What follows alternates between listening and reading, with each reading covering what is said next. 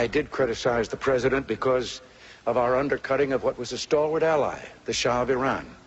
And I am not at all convinced that he was that far out of line with his people, or that they wanted that to happen. The Shah had done our bidding and carried our load in the Middle East for quite some time. And I did think that it was a blot on our record that we let him down. Have things gotten better? The Shah, whatever he might have done, was building low-cost housing, had taken land away from the mullahs and was distributing it to the peasants so they could be landowners, things of that kind. But we turned it over to a maniacal fanatic who has slaughtered thousands and thousands of people, calling it executions. Because the argument is, as bad as the Shah was on human rights and other issues, he was an ally of the U.S. and probably better than the current regime, and that the U.S. should have stuck with him. Well, we couldn't stick with him. He was not overthrown by anything the United States did. He was overthrown by his own people. In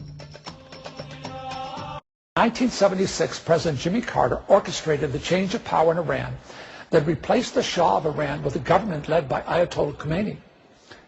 I tell the entire shocking story about this in my new book, Jimmy Carter, The Liberal Left in World Chaos. I detail how a single decision made in the name of false hope changed the entire structure of the Muslim world and led to the establishment of the fanatical extremist movement that is responsible for terrorism around the world today. The former President of the United States supported the funding of an Islamic cleric who attempted to assassinate America's strongest Muslim ally, the Shah of Iran, and birth an Islamic revolution. Sums of $150 million were being periodically transferred to Paris into the Ayatollah Khomeiни's bank account while he was in exile with the assistance of the CIA. Carter told world leaders at a summit meeting of his plan to overthrow the Shah of Iran, and that Khomeini would be taking over and was a Gandhi-like figure. On April 1st of the following year, this Gandhi-like figure proclaimed the first day of the government of God in Iran. It was the birth of the Islamic Revolution.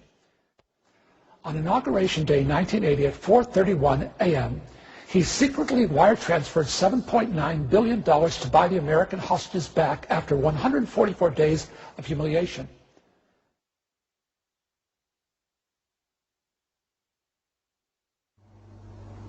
He could have planned all this, masterminded all this, set up all the organization. I know that one man alone could not have done it. This I know. I know that tremendous amount of money was spent. This also I know. I know that top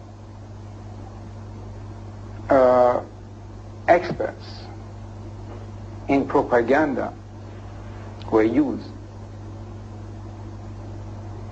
to show us like tyrants and monsters, and the other side as democratic, liberal revolutionaries who wanted to save the country. I know how mean the BBC, British Broadcasting Corporation, had been towards us. This I know, because we have all the files. Were you surprised how much freedom he had to speak out in France?